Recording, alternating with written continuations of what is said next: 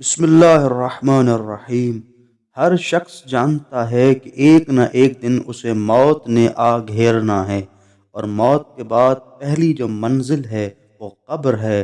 और कितना खुश नसीब है वो इंसान जो कब्र के अजाब से बच जाए।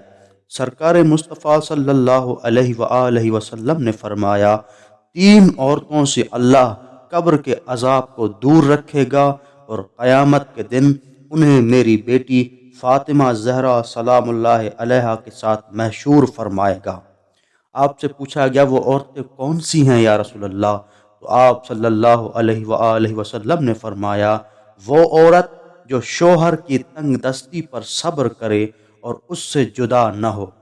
दूसरी वो औरत जो शोहर की बदखलकी पर सब्र करे और उससे तलाक का तकाजा न करे। और तीसरी वो औरत जो गरीब शोहर को महर बख्श दे। अगर आपको ये वीडियो पसंद आई है तो लाइक करें और अपने इजहार ख्याल कमेंट में बयान करें। और अगर इसी तरह की वीडियोस आप देखना चाहते हैं तो हमारे चैनल को सब्सक्राइब करें। बहुत शुक्रिया।